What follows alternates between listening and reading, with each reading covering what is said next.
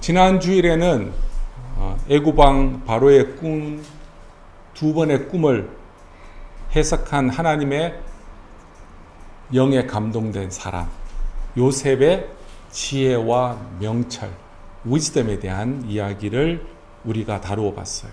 그런데 우리가 설교를 들을 때 항상 실수하는 게 뭐냐면 그렇게 하게 하셨던 하나님을 봐야 되는데 설교가 다 끝나고 나서 그래 요셉 굉장히 똑똑하더라, 굉장히 머추어하더라 라고 하면 예배를 드린 것이 아니라 그냥 어떤 한 요셉이라는 사람의 석세스풀한 스토리를 듣는 정도밖에 안 되는 거죠.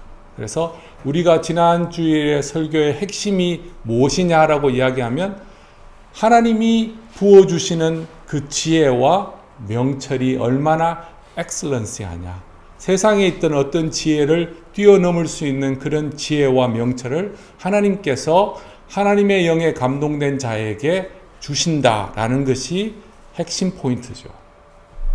하나님의 지혜를 가지고 요셉이 솔루션을 이야기를 했는데 그 솔루션이 굉장히 클리어하고 디테일했어요. 그래서 바로 왕과 그의 신하들이 깜짝 놀라는 거예요. 해석하는 것만 해도 굉장하다고 생각했는데 솔루션을 내면서 클리어하게 디테일하고 이야기하고, 그 다음에 중요한 것은 그 지혜와 명철을 가진 요셉이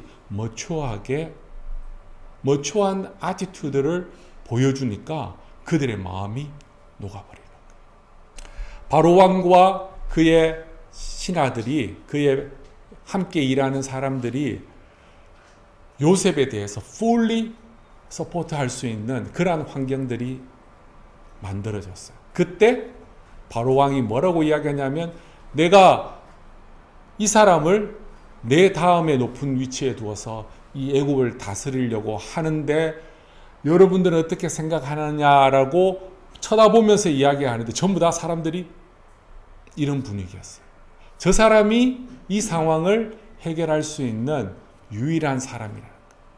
그가 비록 시험을 쳐서 시빌 서번트가 된 것은 아니고 그가 굉장한 어떠한 능력을 보여줬는 것도 아닌데 지금 이 말하는 것만으로도 들어봤을 때 굉장한 사람이라는, 굉장한 내공을 가지고 있고 굉장한 능력을 가지고 있다는 것을 하나님을 알지 못하는 사람들조차도 깨닫게 하였던 그 지혜와 지식.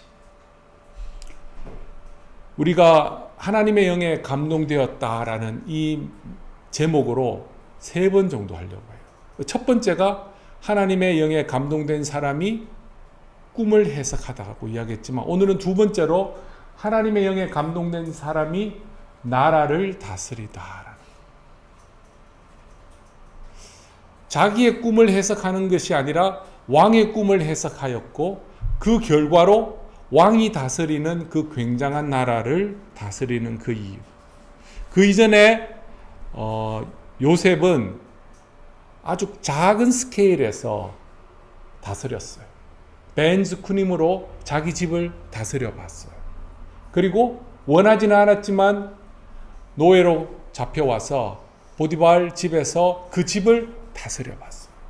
그리고 원하지는 않았지만 감옥에 들어가서 그 감옥을 다스렸어요.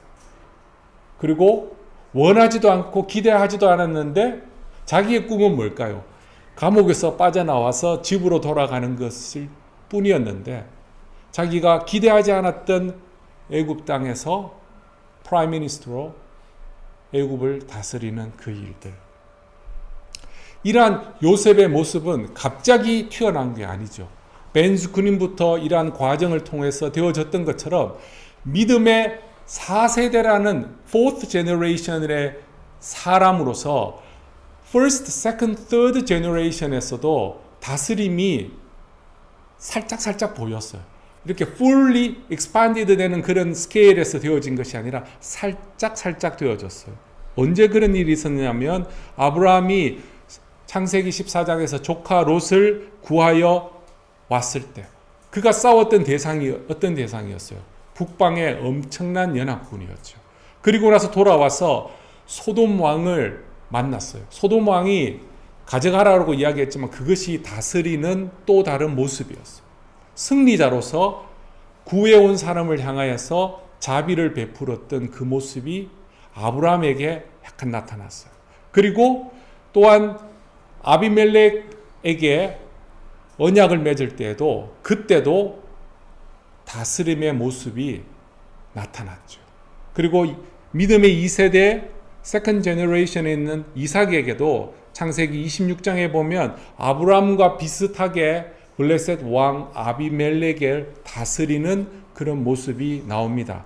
누가 봐도 블레셋 왕이 이삭을 다스리고 블레셋 왕이 아브라함을 다스리는 게 정상인데 언약을 맺는다는 그 자체가 다스림을 받는 것인 그런 차원에서 볼 수가 있어요. 그리고 믿음의 3세대 야곱에서는 아쉽게도 세상을 향하여 다스리는 모습이 제대로 나타나지 않아요. 나중에 큰 게 나타나요. 그런데 지금까지는 살짝 보였던 하나님의 사람들이 세상을 다스렸던 모습이 요셉의 시간에 와서, 요셉의 타임에 와서는 더 구체적이고 마시브하게 굉장한 스케일에서 세상을 다스리는 것들이 나타나요. 나중에 57절에 보면 애굽 땅만 아니라 각국 백성들이라고 해요. 그 주위에 있는 네이션, 각국 백성이라고 이야기하면 성경시대의 각국이라고, 온 세상이고 각국 백성이라고 이야기하면 그 지중해 근방에 있는 나라들을 온 세상이라고 이야기해요. 그러니까 그 지역에도 요셉이 애굽의 프라임 미니스터로 다스렸다라는 것이 나오는 거죠. 여기 보면 바로 왕이 뭐라고 이야기했냐면 너는 나의 집을 다스리라고 이야기해요. 집을 다스린다고 이야기하면 바로의 자기 패밀리를 다스린다는 그런 의미인데 이게 굉장히 문학적인 좀 약간 리터처 그런 센스로 이야기한 거예요. 나의 집을 다스리라. 그 다음에 왕의 감옥이라고 이야기했는데 그것도 똑같은 집이에요. 집이란 말을 사용. 그리고 바로의 집도 똑같은 말이에요. 그래서 이건 문학적으로 점점 그 스케일이 더 커져 간다는 것을 이야기하고 있는데 이러한 집을 다스리는, 그리고 나중에 바로의 집이라는 것은 바로의 캐비넷이 뭐예요? 정치하는 사람들의 내각이라고 해요. 그게 보면 미니스터스들이 다 모여 있죠. 그래서 지금 요셉의 스케일이 이제는 나라에 다스리는 그 스케일로, 그리고 그 나라가 그냥 도시국가, 폴리스 정도 되는 조그마한 그런 나라들이 아니라 그 당시에 엠파이어라고 감히 붙일 수 있는 유일한 나라였던 이집트를 다스리는 그런 모습이 나와요. 시편 105편 20에서 22절을 보면 이런 말이 나옵니다. 바로 왕이 사람을 보내어 요셉을 석방하여 모든 백성들의 프라임 미니스터가 되게 하고 그를 자유롭게 하였도다. 그를 바로 왕의 집을 다스리는 사람으로 삼아서 그의 모든 소유를 관리하게 하였고 그의 뜻대로 모든 신하를 다스리고 그의 지혜로 다스림의 대명사격인 애굽의 장로들까지도 가르치고 교훈하고 인도할 수 있도록 하였다라고 시편에 나오는 거예요. 그러면 그 지혜의 시작은 다른 세상의 지혜와 구분되는 것들, 앞에서는 꿈을 해석할 때 꿈을 해석하고 솔루션을 내고 하는 그런 부분에서 아웃스탠딩 하였다면 실질적으로 캐비넷 밖에 나와서 세상에서는 이 지혜가 어떤 식으로 구체적으로 어플라이 되었는가를 이야기가 오늘 본문에 나오는 거예요. 요셉이 총리가 되고 나서 제일 먼저 한 일이 뭘까요? 요셉이 프라임 미니스터가 되어서 제일 먼저 한 것이 뭐냐면 자기가 다스려야 할 땅을 직접 밟아보는 거예요. 보통 이런 높은 자리에 올라가면 밖에 안 나가고 뭐 하느냐 하면 자기 있는 자리에 사람들을 불러요. 왜냐하면 자기가 봐야 될 것들이 너무 많으니까 사람들을 불러요. 불러서 야 너는 어떻게 했어? 너는 어떻게 했어? 이렇게 보고를 받는 거예요. 그런 걸 보고 한국에서는 탁상 공론이라고, 영어로 이야기하면 an armchair theory라고 해요. armchair theory가 뭐예요? 밖에 안 나가고 그냥 앉아가지고 그냥 책 보면서 그냥 뉴스 보고 결정하는. 근데 하나님의 영에 충만한 사람은 하나님이 말씀하셨던 것을 굳게 믿고, 그러면 이것이 어느 현장에서 어떻게 이루어지는가를 보기 위하여 나아가요. 그리고 사람들을 만나서 구체적으로 이것을 어떻게 어플라이 할 것인가에 대한 것을 계속해서 만들어 나가는 거예요. 더 대단한 것은 그들과 이야기하면서 그들을 설득하는 거예요. 내가 파워가 있으니까 너는 내 뜻대로 따라오라고 그냥 명령하는 것이 아니라 사람들을 만나면서 사람들과 서로 empathize 한다고 할까요? 서로 마음을 공유하는 그러한 일들을 통하여서 자기가 가지고 있는 아이디어를 구체화시키는, crystallize 하는 그런 뜻을 지금 요셉이 보여주고 있는 거예요. 정말 믿으면 나가보는 거예요. 정말 믿으면 가만히 될 때까지 기다리는 것이 아니라 정말 믿으면 움직여보는 거예요. 익숙한 말이죠. 하나님이 비를 보내준다는 사실을 알고 엘리야가 계속해서 확인하고 확인하는 그런 작업과 같이 신앙에 이 지혜가 있고 명철이 있고 하나님의 영에 감동된 사람들은 그와 같은 일들을 하게 되는 거예요. 하나님이 어떤 일을 하시고 어느 곳에서 어떤 일을 하실까 기대하는 마음으로 나가서 보는 거예요. 현지 상황을 파악하고 또한 자기의 구체적인 그런 콘크리트한 계획을 확정한 이 요셉은 자기를 통해서 하나님께서 어떻게 하실 것인가 기대하면서 하루하루를 지나가는 거죠. 정말로 그가 말했던 대로 7년 동안 엄청난 풍년이 있었고 그 다음에 7년 동안은 패먼이 오기 시작해요. 하나님의 영에 감동된 요셉은 바로 왕에게 말했던 그대로 7년 동안 우리 신집사님 이야기했는 것 7년 동안에 계속해서 그 풍성한 것을 계속해서 모았어요. 그런데 어느 정도로 모아야 되는가 또 정확한 기준이 있었어요. 그 모든 나왔던 소득의 모든 것들의 5분의 1, 1/5를 계속해서 모아서 나라의 중요한 스토리지에다가 다 웨어하우스에다가 다 세이브를 하고 있었어요. 그 다음에 7년에 패먼이 왔을 때 그동안 모았던 것을 내보내면서 사람들한테 줍니다. 그런데 그냥 줬을까요? 그냥 주지 않았어요. 3stages를 통하여서 나오는데 47장 14절과 15절에 보면 먼저 돈으로 와서 사서 가라고 해요. 돈과 곡식을 익스체인지 해줬어요.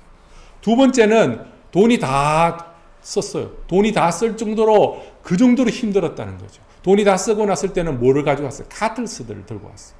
그래서 동물들과 가축들과 함께 익스체인지를 또 시켰어요. 그런데 이게 너무 오래 가고 너무 힘드니까 사람들이 나중에는 와서 뭐라고 하냐면 우리는 돈도 없고 이제 가축도 없으니까 우리는 어떻게 하면 좋을까요? 우리가 가지고 있는 것은 몸밖에 없고 땅밖에 없는데 이거하고 바꿉시다. 그래서 그래 땅하고 사람들의 몸하고 곡식하고 익스체인지를 했어요. 이러한 모습을 보면서 사람들이 서로 다른 아주 익스트림한 두 가지의 뷰가 나와요. 하나는 이런 생각이에요. 이야, 요셉 나쁜 놈이네. 그 먹는 거 가지고 자기가 5분의 1 받아서 했으면 줘야지. 그걸 돈으로 바꾸고 동물하고 바꾸고 그 다음에 땅하고 사람 몸까지 해서 바꿨다고. 이 나쁜 놈. 그리고 한편으로는 뭐라고 이야기하는 사람이 있다면 요셉이 이 패민으로부터 이 백성들과 이 동물들을 지켰다고 이야기해요.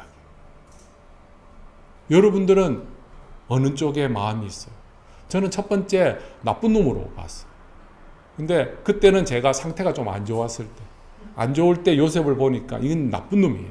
하나님의 지혜를 가지고 자식이 이게 백성을 위해서 편을 안 들고 바로 왕에 딱 붙어가지고 바로 왕의 앞잡이라고 해야죠. 에이전트가 되어가지고 그런 모습들이 저는 불편했는데 말씀을 제대로 보고 이것을 왜 성경이 기록했는가 그 원래 포인트로 가지고 보니까 요셉이 패민으로부터 이 백성들을 보호했다라는 결론에 떨어지게 되는 거예요.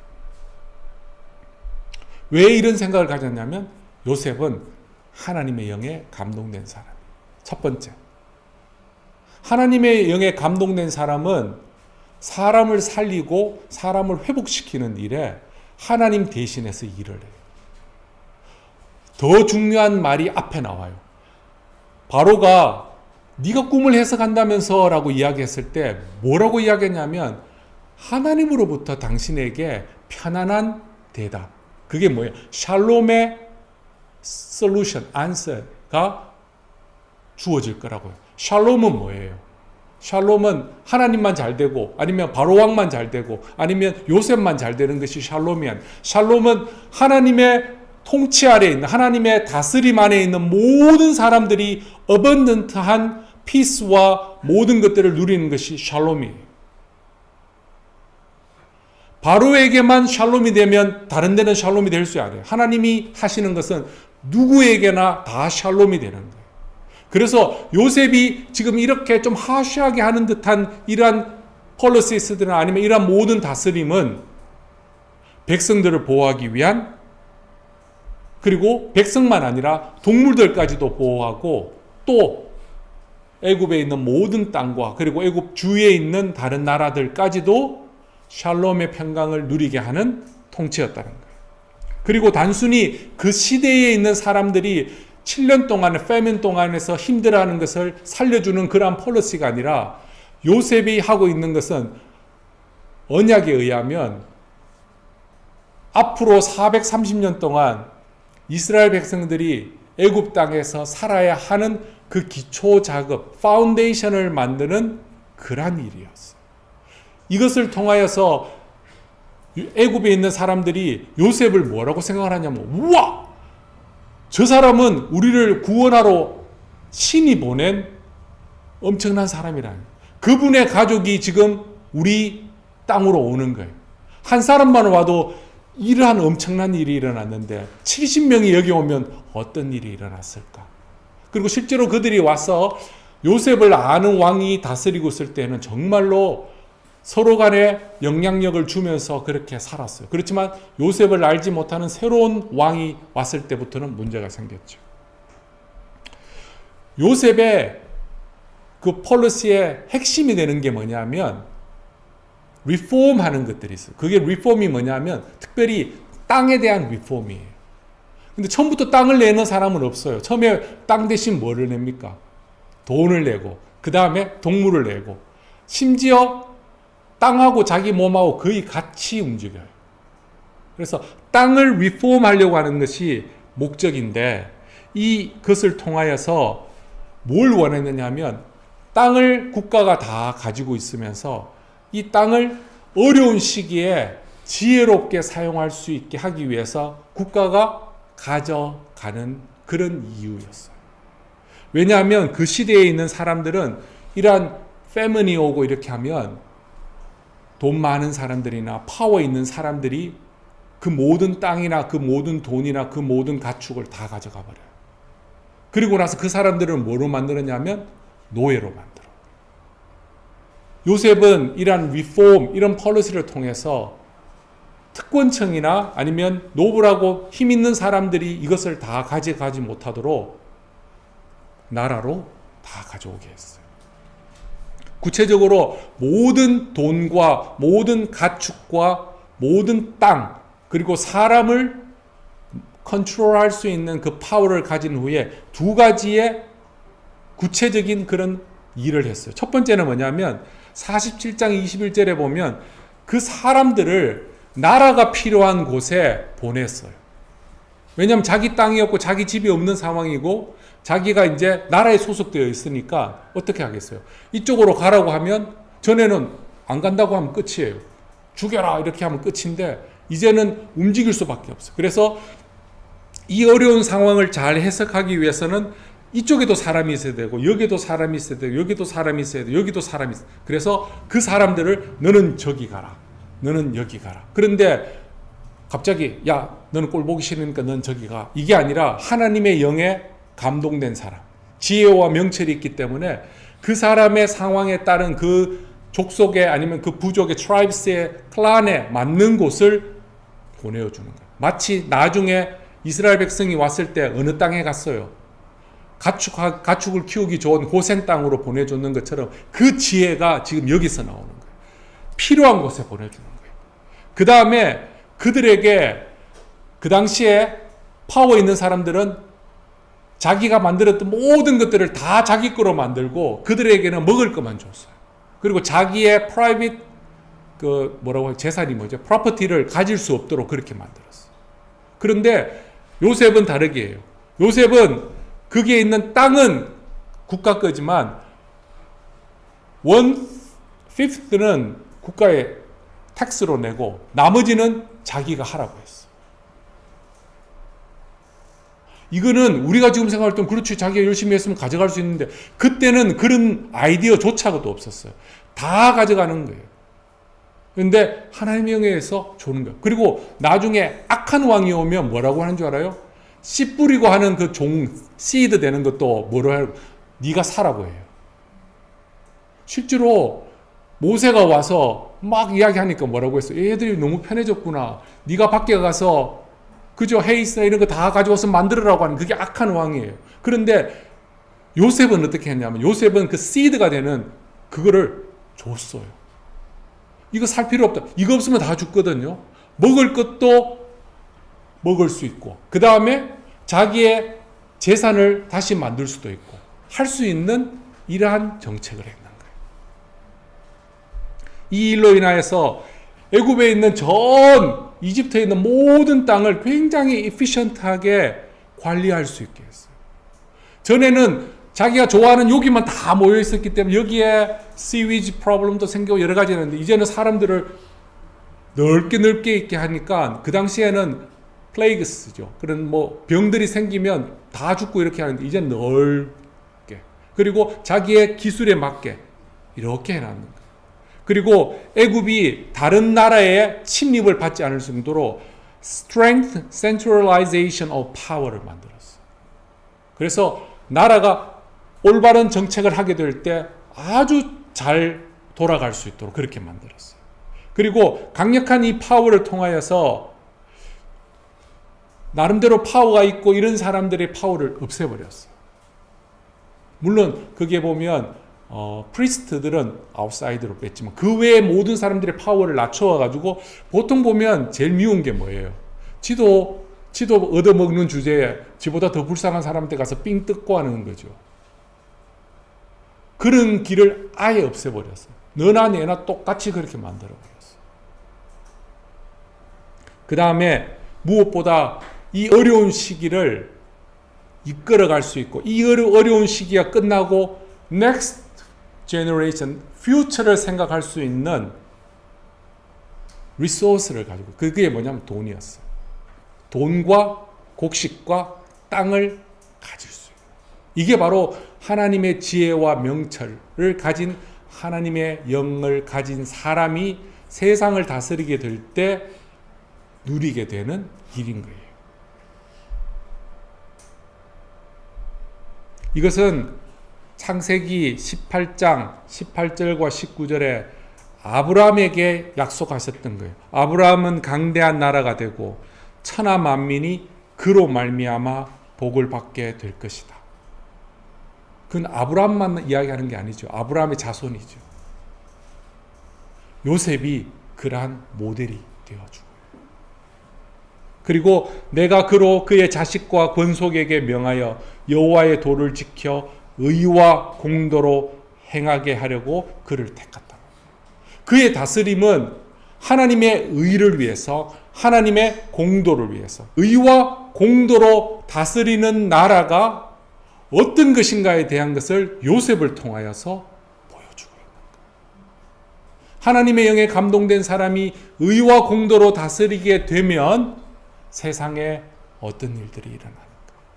우리가 세상을 향하여서 지금 여러분들이 열심히 지금 공부하고 열심히 지금 일하고 열심히 하는데 그 결과가 여러분에게만 머물러 있으면 그건 잘못된 거예요. 왜 세상에서 왜 교회를 욕해요?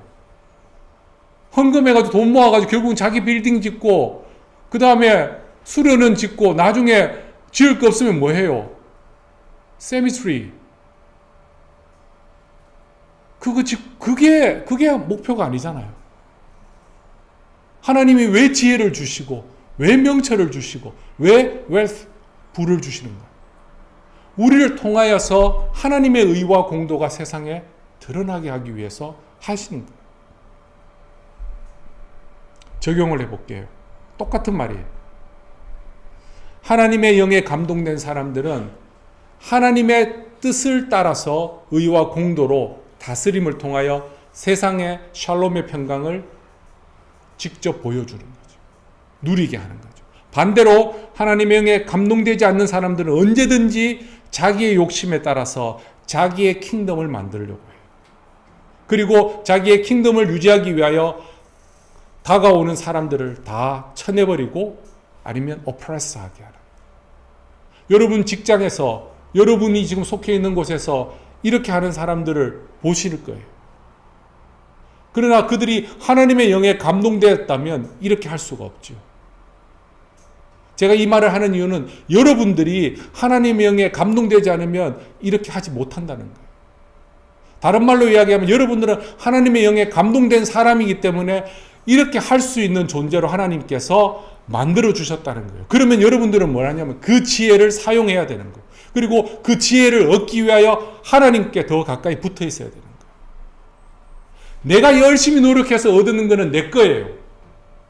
남한테 주려면 너무 아까워요. 돈 받고 가르쳐 줘야 되잖아요. 그죠? 돈 받고 해야 되는 거예요. 그런데 이게 내가 노력하는 것이 아니라 하나님께서 나에게 거저 주신 것이고 하나님께서 주신 거라고 하면 이건 내 거 아니잖아요. 내 거 아닌데 내 것처럼 하면 안 되죠. 그래서 나눠주는 거예요.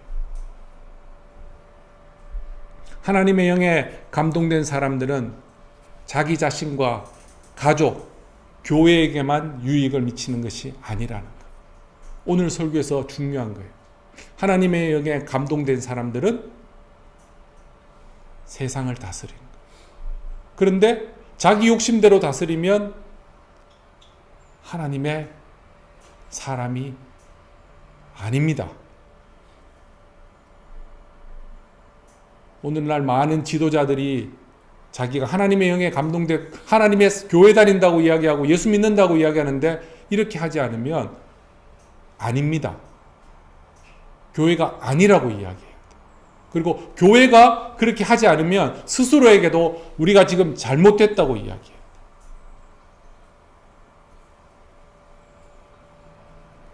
제가 이렇게 적었어요. 지금 여러분들이 하고 있는 공부, 직업을 통해서 세상에게 샬롬의 평강을 주는 다스림을 해야 합니다.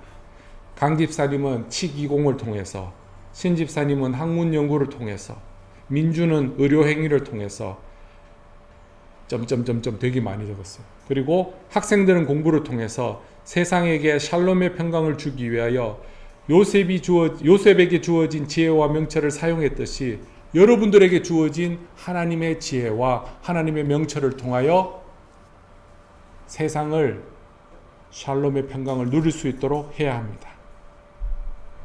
요셉은 어느 날 갑자기 떠올랐던 라이징 스타가 아니에요. 하나님이 철저하게 준비시켰던 사람이에요. 고난을 겪을 줄도 알고 그 고난 속에서 인내할 수도 있고, 그렇지만 남을 향하여서 불평하지 않고 원망하는 사람이 아니라 인내할 줄 알고 자기보다 어려운 있는 사람들을 돌아볼 수 있는 머추리티가 그 속에서 드러나는 거예요. 어떠한 일을 맡겨주더라도 그는 그 자리에서 하나님의 사람임을 드러낸다는 거예요. 성경은 하나님이 그를 형통하게 하셨다라는 말을 다른 말로 보면 하나님이 형통하게 하셨던 그 길 속에서 요셉은 실족하지 않고 미끄러지지 않고 계속해서 하나님을 드러내는 그 일들을 감당했다는 거예요. 벤스쿠님으로서 아니면 보디발의 집에서 아니면 왕의 감옥에서 심지어 애굽의 총리가 되었어도 끊임없이 그렇게 했다는 거예요.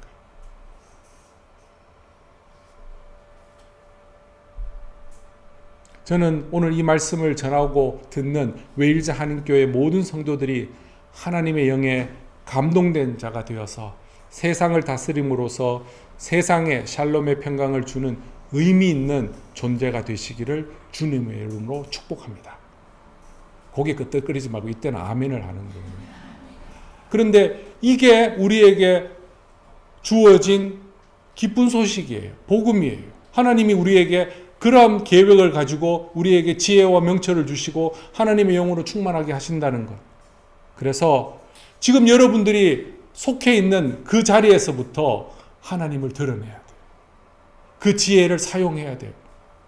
내가 총리가 되면 내가 잘하겠습니까? 에이, 거짓말 하지 말아요. 사람들이 그래요. 내가 나중에 성공하면 교회도 짓고 내가 나중에 성공하면 거짓말 하지 말아요. 지금부터 할 수 있는 사람이 그때 되면 할 가능성이 높아요. 제 말에 지금 뼈가 있는 말이에요. 지금 한다고 나중에 된다는 보장이 없어요. 왜냐하면 너무너무 어려워요. 너무너무 어려워요. 그런데 지금부터 작은 일이라고 생각하고, 그리고 그거는 내한테 작은 일은 아니죠. 그 상황에서는 제일 큰 일이죠. 그런데 그때부터 하는 거예요. 내가 그때 되면 하나님께 영광 돌리고, 내가 뭐 그때는 되면 교회를 더 열심히 웃기는 소리 하지 마. 지금 안 섬기는 사람이 나중에 섬긴다는 건 거짓말이에요. 속지 마세요.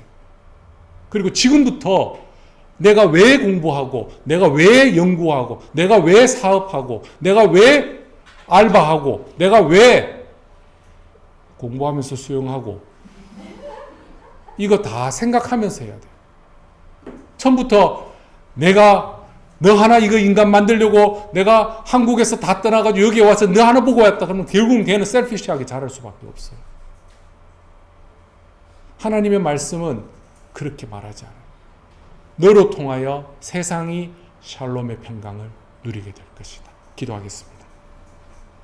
하나님, 연약한 저희들이지만 하나님의 영으로 충만하게 하여 주셔서, 감동하게 하여 주셔서, 하나님의 지혜와 명철이 우리 속에 있어서 우리의 다스림을 통하여 온 세상이 의와 공도로 다스리며 높임 받으면서 하나님의 이름을 찬양할 수 있도록 우리의 삶을 인도하여 주시옵소서. 우리를 세상을 다스릴 수 있는 자로 삼아주시고 불러주시니 감사합니다. 주님, 사용하여 주시옵소서. 예수님 이름으로 감사기도 드립니다. 아멘.